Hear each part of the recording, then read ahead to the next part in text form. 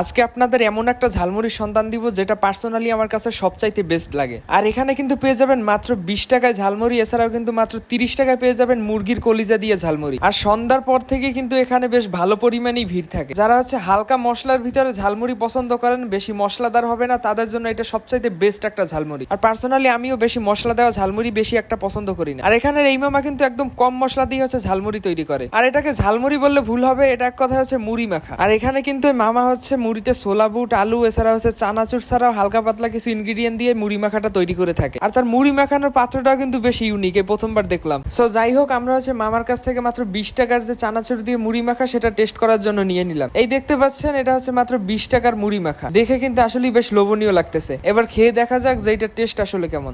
সত্যি বলতে আসলেই ঝালমুড়িটা মজার, একদম হালকা একটা স্বাদ পাবেন। এছাড়া মুড়িতে ছোলা এবং আলু দেওয়া হয়েছিল, এগুলো একদম ভালোভাবে সেদ্ধ করা। এছাড়া চানাচুর টেস্ট আর একটু বাড়িয়ে দিয়েছে। আর ঝালটা মোটামুটি ছিল, অতটা বেশিও না। আসলে এই মুড়িটা আমার কাছে পার্সোনালি সবচাইতে ভালো লেগেছে, একদম হালকা একটা ফ্লেভার ছিল। আর কারা কারা এখান থেকে মুড়ি টেস্ট করেছেন অবশ্যই কিন্তু জানিয়ে যাবেন কমেন্টে। আর এটার লোকেশনটা যদি আমি সংক্ষেপে বলে দিই, তাহলে এটা নতুল্লাবাদ বাস স্ট্যান্ড আসলেই এখানে যে পেট্রোল পাম্পটা রয়েছে, ঠিক পেট্রোল পাম্পের পাশেই কিন্তু মামা ঝালমুড়ির দোকানটা নিয়ে বসে। আর সে কিন্তু এখানে বিকেলের পর থেকে একদম রাত পর্যন্ত থাকে। সো দেখা হচ্ছে পরের কোনো ভিডিওতে। অবশ্যই একটি ফলো দিয়ে পাশে থাকবেন। আল্লাহ হাফেজ।